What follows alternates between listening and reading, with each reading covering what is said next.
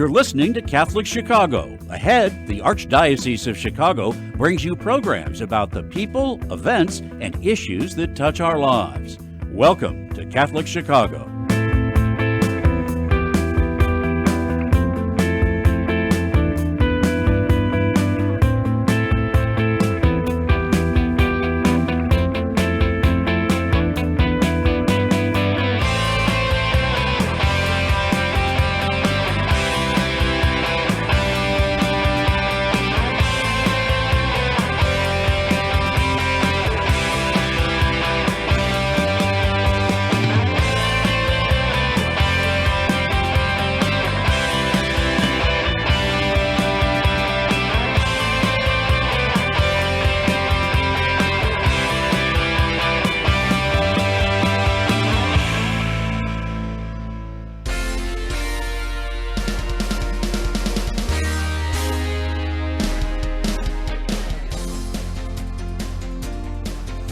Hi, good afternoon or good morning whenever you're listening to this. Welcome to Chicago Catholic Beyond the Headlines.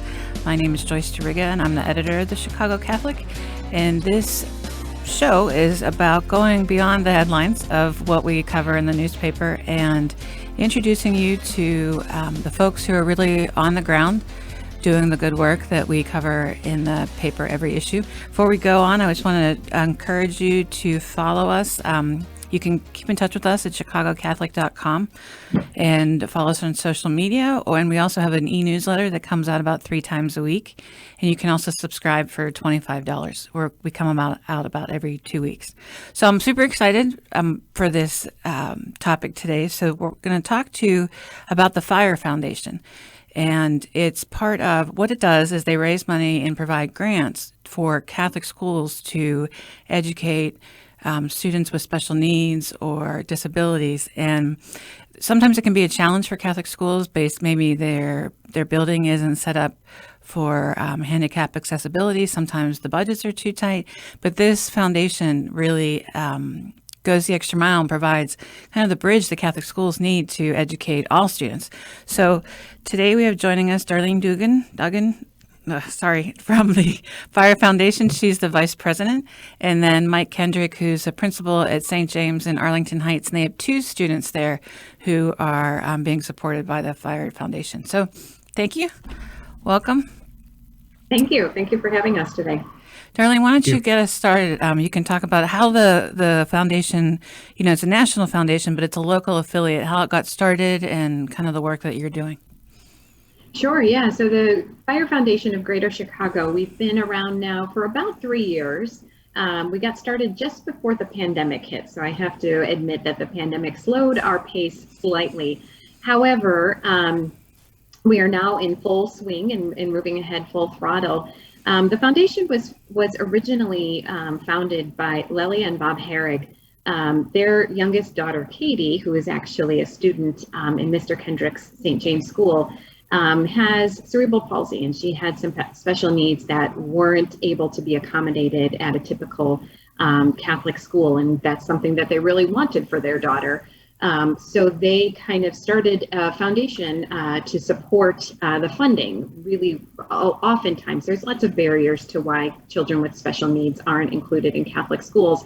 But one of the primary barriers is funding. So they started this foundation originally just for their own daughter to get her through the Catholic school system. And as they found, and as they started to talking more and more people, they found that this was something that a lot of people had in their hearts, that they wished for their own children to go to Catholic education or be educated in the Catholic school system, and it just wasn't something that the most Catholic schools are able to accommodate. So they extrapolated that model to involve and include a lot more families. So that's where I joined forces as well. My youngest daughter has some cognitive delays that aren't able to be, her needs aren't able to be met fully at a Catholic school. And my husband and I and our family, we were very disappointed that she couldn't attend school with her sisters and be educated as we had intended for our family. And so we joined forces and started the Fire Foundation. We are an affiliate of the Fire Foundation of Kansas City, is the original group that started about 25 years ago. And we are an affiliate of that organization. So So it's been a wonderful history so far. And you mainly provide grants for aids, is that right? Yeah, we provide grants for just about anything, whether that's a one-on-one aid that the child needs support for, or it could be curriculum development or teacher development, as well as physical modifications to a building or equipment that are needed. But most of the time, what we're finding so far is that most of the need is there for aid, so that the child has an aid with them in the inclusive classroom. So, Mike, can you talk about kind of the other side of it, the challenges for Catholic schools, but also how, we talked about this is such a big part of our mission as Catholic schools? Yeah, absolutely. So, for the first part of that question, the challenges, our Catholic schools, we're working off a tuition model. We're working through the church, and it really is a ministry. So we don't have the resources that a lot of our public counterparts do, but that's one of the things that I found with not only working with the Fire Foundation, but with the culture we built at St. James. It's that idea that anything's possible, right? And then I think that, you have to take that leap of faith, not only as a leader of a building, but also the teachers and the families that are joining you, because ultimately as a Catholic school, we believe that we're all on mission together to do what is best for the children, no matter what that circumstance is. And that's where part of our mantra at St. James is find a way. And that's what we do for our kids. We find a way. We continue to look for things that they need and then stop at nothing to make that happen. And, we talked in our interview when you were on campus, about how that's truly living out our mission as Catholics. It's not just the one, universal church for those who can be here. It's truly the universal church, and we are a branch and a ministry of that. So, we kind of got to put our money where our mouth is and say, listen, let's go out there and do this. And not every Catholic school has the resources we have. We have a building that has ramps, not stairs. We have an elevator. We have a lot of the things that are necessary for a student that might have those types of needs. But on top of that, we also have this really great partnership with the Fire Foundation that provides 2 aids for our school. We also have, a group of people that are working collaboratively as a team to do whatever is necessary for these kids. And I think that is, that's us living out the teachings of Christ. And I think that's so important, because he didn't just go to the rich people. He didn't go to just the Pharisees or the other people. He went to the lepers. He went to the prostitutes. He went to the lowest of the low and those who needed the most support. And I think as a Catholic school, we have to do that for our students and say, all right, where are you now, and where can we get you to where you want to be? And together as community, as a faith-based community, and truly as a family, and help raise these children into young men and women of faith and of intellect. Darlene, touching on that, what have you heard from parents, and you as a parent yourself feel, why is it important to want to send your child to a Catholic school? Yeah, that's a great question, and I think it's a very timely one in this period that we find ourselves. That the basis for our family is raising that domestic church within our own household, within our own home, and my husband and I are trying to do that, and we are being supported by our local Catholic church by extending that domestic church through the schooling ministry that our daughters receive, so that it's disappointing that not all of our children can attend Catholic school. And as Mr. Kendrick said, that's kind of the, that exclusionary principle doesn't necessarily pertain, that, Jesus invited all of the children, and Jesus invites all of the participants to his table. So I think this just further supports our Catholic school system to be able to do that, to meet every individual student as well as every family where they need the support and where they need the help. Amen. And the feedback that we're getting from so far from the families that are supported by our grants is that this has just been essentially a saving grace for them, that this is, what their strongest desire for their family and for their student has been, to grow up in that and be educated amongst peers that are not only, academic, but also faith-based. That's awesome. That's what I just get so excited. Okay, we got to take a quick break, and then we'll come right back, and we'll see you in a minute.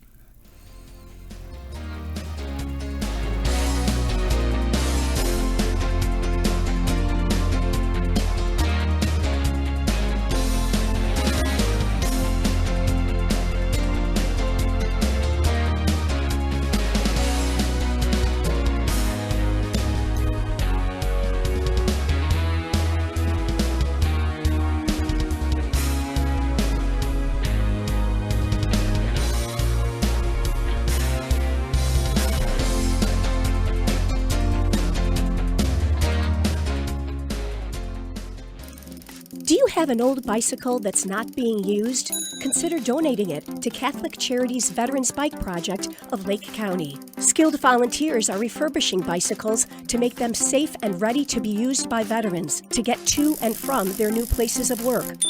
We also gratefully accept financial contributions that are used to purchase bike helmets and other safety accessories. Our veterans have faithfully served the United States, and now it is our privilege to serve them. For more information on the Veterans Bike Project of Lake County, call 847-782-4219. That's 847-782-4219. Catholic education offers something other schools don't. When you walk through that door, you are amongst friends. I can confidently say that I look up to everybody at HT, staff, students. There's just something that you can admire in every person here.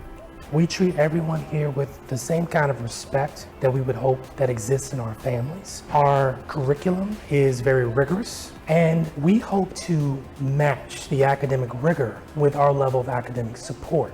They help us prepare for college. They talk to us about our future and what we want to do. I think it instills a sense of community, which makes me more confident in my work. Through the teachers, through our counselors, through all of our administrators, we are educating not just the mind, but also the heart. I think that distinguishes us from other types of schools. Catholic high schools provide high-quality, faith-based education. The journey begins by taking your entrance exam. Register online at the Catholic high school you wish to attend. Ancestry and genealogy are more important every day. People all over the world are wanting to learn more about their family heritage for personal and for health reasons.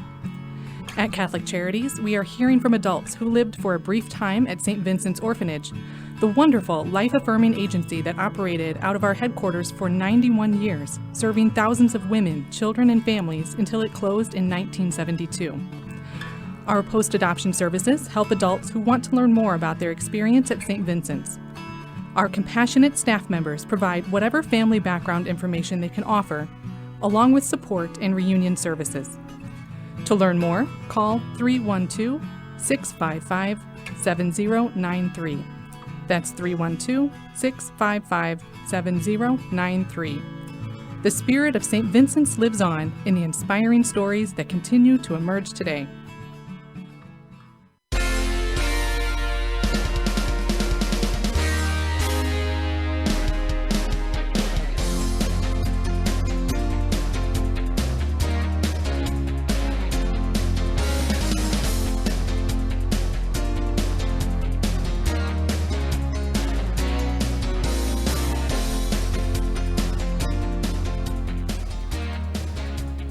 Hi, welcome back. My name is Joyce Duriga. I'm the editor of the Chicago Catholic, and this is our Beyond the Headlines show about going a little deeper into the stories that we're covering and introducing you to the people who are behind those stories, who are really making a difference in our Catholic community.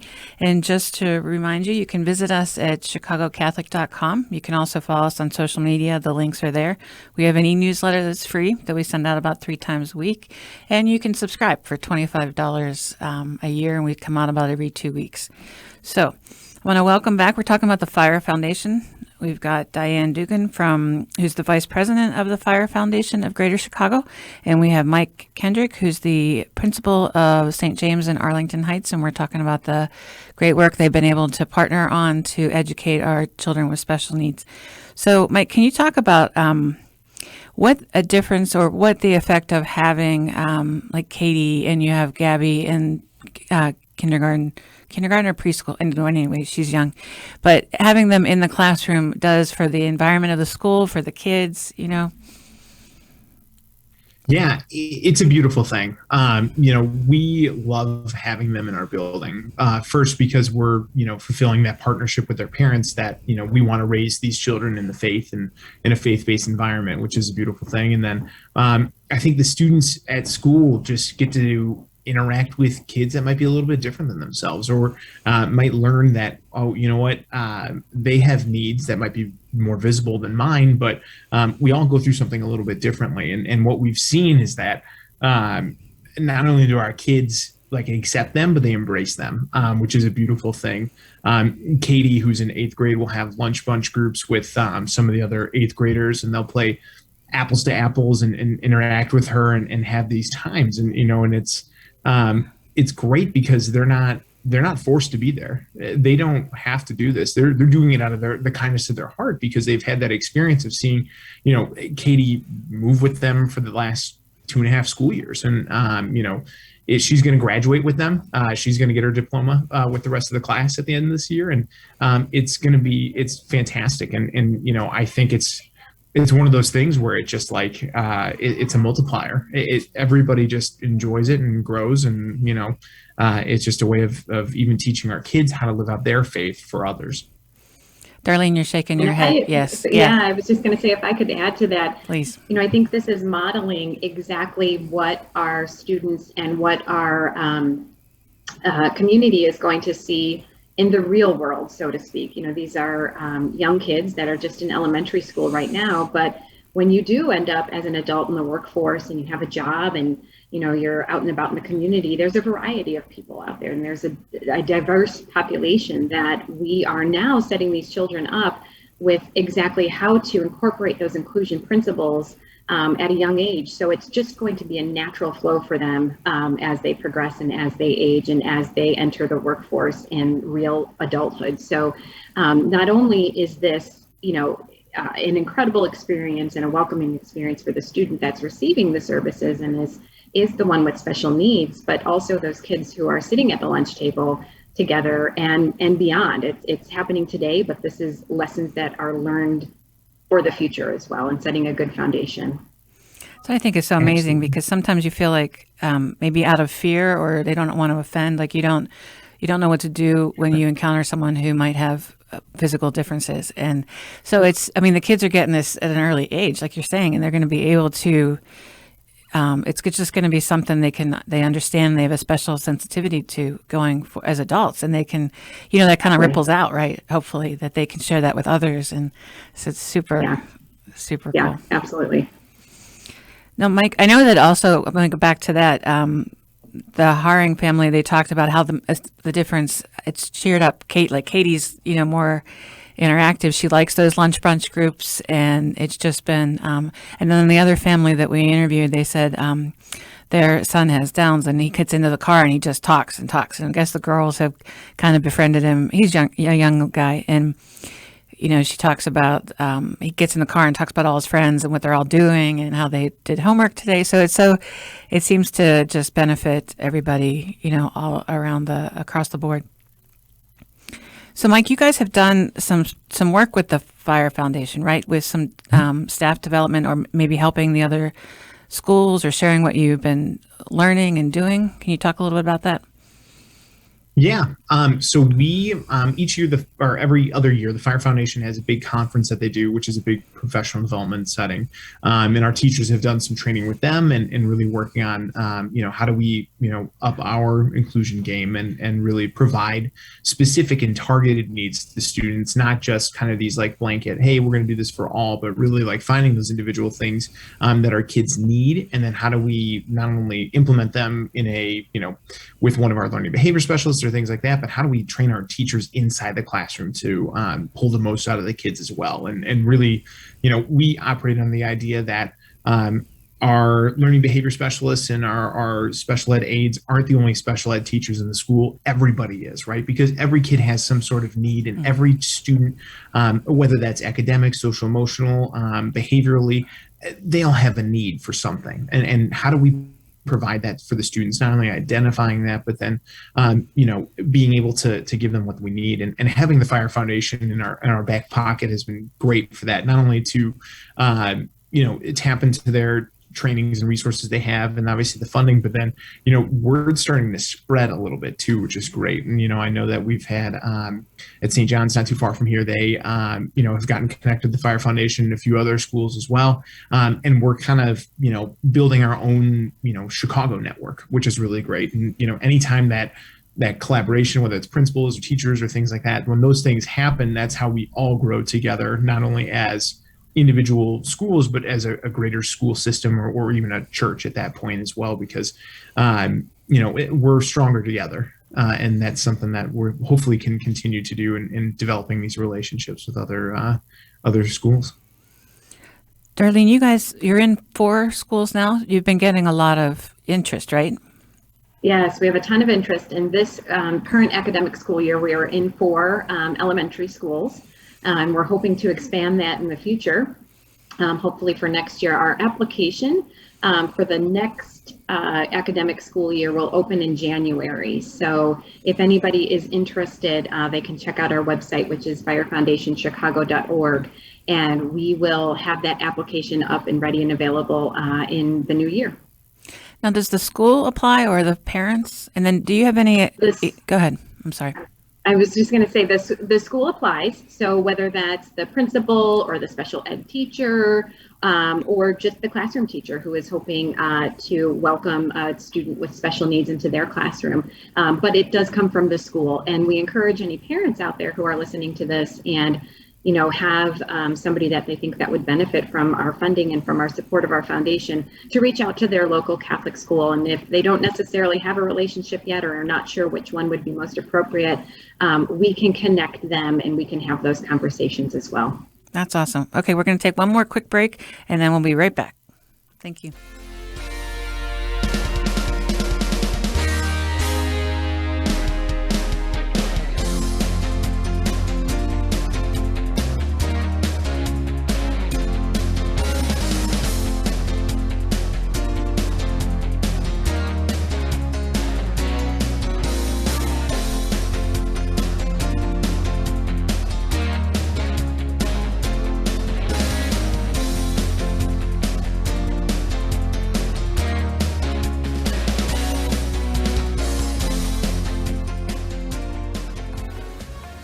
Catholic Charities Veterans Employment Services help veterans find and maintain employment through job readiness training, resume writing assistance, mock interviews, and job placement counseling.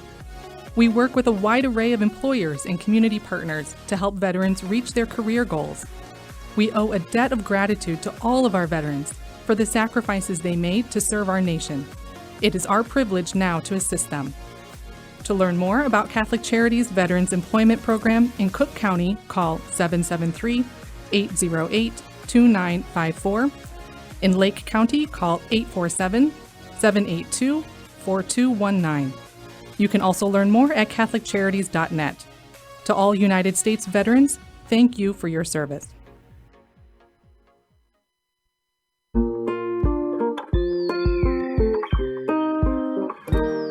I feel special. I feel great. I got good grades.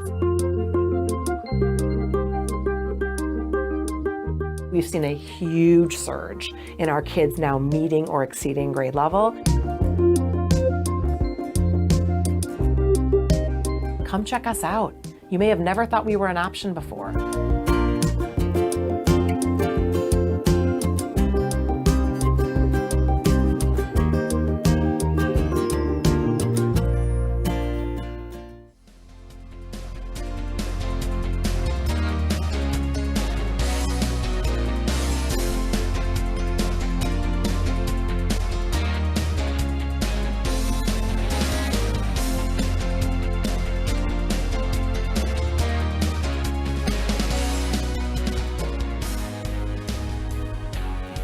Welcome back. I'm Joyce Duriga from the Chicago Catholic newspaper. We're talking today about the Fire Foundation. Just wanted to let you, obviously, if it's in the latest issue of the Chicago Catholic, hold it up there. You can find these in the back of your parishes or at chicagocatholic.com. And this story is right in the center, so it's real easy to find. And you can also find out more about the foundation if you go to firefoundationchicago.org, which is also at the end of the story.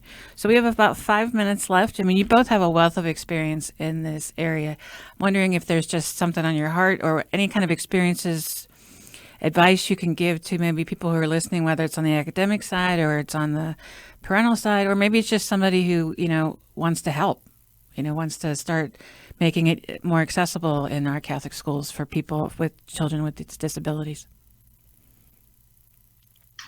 Yeah, something that I would say right now is something that didn't shock us and did shock us all at the same time was when we first launched the organization, and year over year, the growth in requests for funding and the amount of need that is out there is really startling, the numbers that we're seeing. And it's a clear indicator that something like this has been missing within the Archdiocese of Chicago. So we're very, very pleased that our mission is needed in the work that we're doing. However, we're limited right now by by being able to fund all of the students that are asking and that are requesting. We are eager to see how many schools are kind of rising to the challenge and opening their hearts and their doors to students with special needs. And so we're just hoping to be able to fulfill all of that eagerness and to support all of that eagerness as well. So, to anybody who is listening, I would encourage you to visit our website, get to know our organization a little bit better. We have a lot of resources on the website too that are academic studies that support inclusion and kind of illustrate why inclusion is such a benefit to the entire community. But we also are asking for prayers at this point too, so that we can, as a group, support the work that we're doing through prayer. And then, of course, donations are always welcomed as well. Yeah, I can. Yeah, then Go ahead. I'll jump in on the other side of that, on the school side. I think the number one driver for why people don't try to do inclusive things or even just like give it a shot is just fear.